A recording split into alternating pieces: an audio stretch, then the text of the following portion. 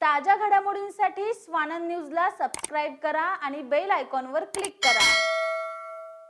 अंबरनाथमध्ये पास्टरला शिवीगाळ करत जीवेठार मारण्याची धमकी दिल्याची घटना समोर आली आहे। आता या प्रकरणी अंबरनाथ पोलीस ठाण्यात तक्रार दाखल करण्यात आली असून आज ख्रिश्चन समाजाचे नेते जितू राठोड यांच्या नेतृत्वाखाली अंबरनाथ पोलीस ठाण्याचे वरिष्ठ पोलीस निरीक्षक यांची भेट घेऊन कठोर कारवाई करण्याची मागणी केली आहे। यापुढे असे प्रकार घडू नये यासाठी पोलिसांनी तात्काळ कारवाई करावी अशी ही मागणी त्यांनी केली आहे।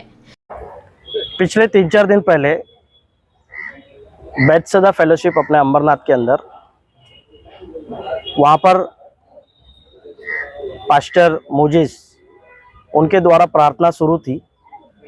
तभी किसी एक व्यक्ति ने अंदर आकर वहाँ पर गाली देना शुरू किया, पास्टर को जान से मारने की धमकी दी और उसके साथ साथ यीशु क्रिस्ट के बारे में अपशब्द वहाँ पर उसने कहे, जिसके विषय में मुझे 2 दिन पहले पास्टर मोजिस बैतसदा फेलोशिप की तरफ से बताया गया। हमने उन्हें कहा कि आप जाकर कंप्लेन कीजिए। कल यहाँ पर आए थे वे लोग, कंप्लेन उन्होंने करने की कोशिश की, लेकिन नॉर्मली कंप्लेन होने की वजह से आज इस जगह पर हमने आकर माननीय सीनियर इंस्पेक्टर उनके साथ पे बात कर उनके ऊपर कड़क कार्रवाई करने की और कायदेशीर कार्रवाई करने के विषय में आज कहा है। अभी उनके ऊपर एफआईआर दर्ज करने के लिए हमने कहा है और उन्होंने एफआईआर दर्ज करने के लिए माना हुआ है। अंबरनाथ शहर बहुत शांतिप्रिय शहर है, सभी धर्म के लोग यहाँ पर एक साथ में मिलकर रहते हैं, लेकिन कुछ लोग इस शहर का वातावरण खराब करने की कोशिश कर रहे हैं, जिसके वजह से आज हमने पुलिस को कहा है कि ऐसे लोगों के ऊपर कड़क कार्रवाई की जाए ताकि यहाँ का भाईचारा बना रहे।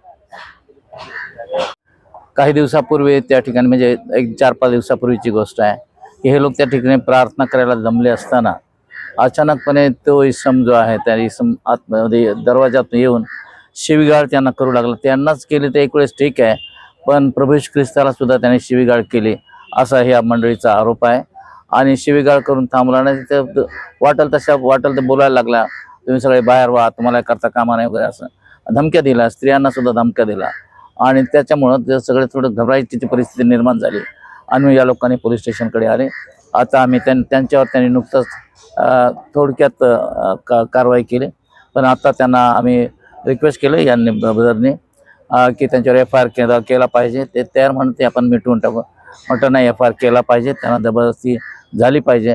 त्याने विचारलं तुमच्या याला परमिशन कुठे, परमिशनचे प्रार्थना करायला परमिशन कुठेही लागत नाही आणि याची त्यांना समज दिली की परमिशन कुणालाही कुठेही लागत नाही, आम्ही कुठेही प्रार्थना करू शकतो, कोणताही धर्माचे लोक करू शकतात असं त्यांना सांगून ते कबूल झाले आणि शेवटी ते कबूल झाले की त्यांनी एफआयआर मी आज नोंदवतो।